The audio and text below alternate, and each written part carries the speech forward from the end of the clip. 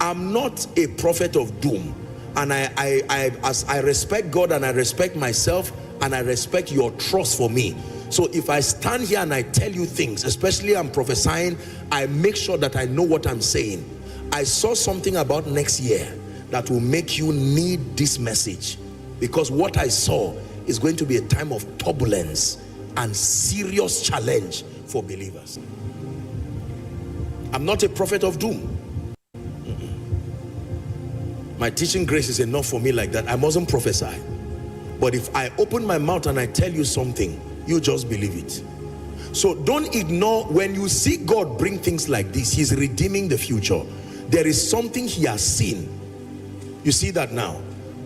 I saw many people folding their companies, and people, both father and mother, losing jobs at the prime, not even knowing what to do.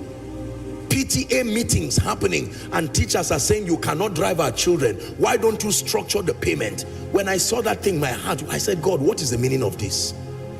When God shows things like this, it's not to put fear, but he's showing it so that believers can be prepared. Now you have something on ground. God has shown you mercy. I wish I had the time. I would have taught you on financial carelessness. There are people who are going to spend everything God gave them this December and then suffer by January. Hear this servant of God, don't. There is nowhere written in the Bible that if you don't eat cow and chicken, you will not commemorate the birth of Jesus. Live a modest and a decent life within your means. Are we together now? Remember the dream of Joseph, 7 years of plenty. If you have the money, fine, you, God bless you.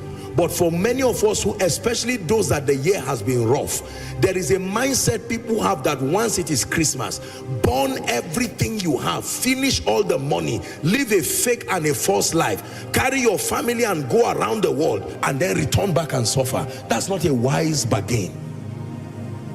For someone, God is helping you to now begin to be frugal. Another thing I would have thought about is living a fake life. One of the major reasons, a fake life is very expensive. Write it down. A fake life is very expensive. It takes so much to fund a fake life. And once you start, you must maintain it. A fake life is very expensive. If you are not there, you are not there. You can start gradually with the dignity of kingdom integrity. A fake life is expensive. Don't try to buy a car that is not yet your level.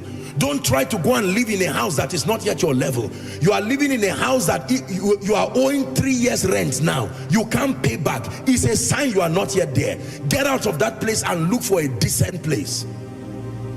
Hallelujah. There are some of us who do not yet have the means to start gathering people and celebrating elaborate birthdays, elaborate occasions. No, be patient. God is bringing you there. Even for schools, as much as I would want you to educate your children at the highest level, you must be wise and keep them within your budget. Find the best school that your budget can afford. If your child is on scholarship, that is fine. Otherwise, find the budget, the school that your budget can afford. But by all means, Koinonia, please hear me. Great disaster is going to befall many. And there are many who will begin to tour the corridors of compromise because of this finance thing. I shall not want is not just a prophetic declaration. It is a declaration that comes with responsibilities. And the responsibility is learn all you can. Now that God has given you a good job, don't waste your salary that is coming. Learn all you can about investments. Are we together now? Meet intelligent people with integrity who know what they are saying. Not people playing games all around, the internet, deceiving and fooling people. Don't fall prey to some of these things. Seek counsel. There are 5 kinds of investment you must make in your life. Number 1 is your spiritual investment. Number 2, investment in your mind. Let me give you this and then we'll wrap up. 5 kinds of investment. Number 1, your spiritual investment. When I talk of investments, I'm not just talking of putting money. Your relationship with Jesus is a potent investment that has returns, even financial returns. Number 2, mental investments. What you store in your mind is there. You don't need to refrigerate it. You don't need to warm it. It is there. and will always be ready to be delivered when needed. Number 3, invest in your health and your well-being. It's an investment. Invest in your health and your well-being.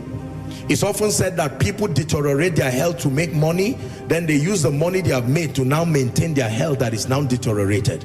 Don't be like that. Invest in your health and your wellness. Number 4, invest in strategic relationships. Relationships are an investment. They bring returns, mighty, marvelous returns.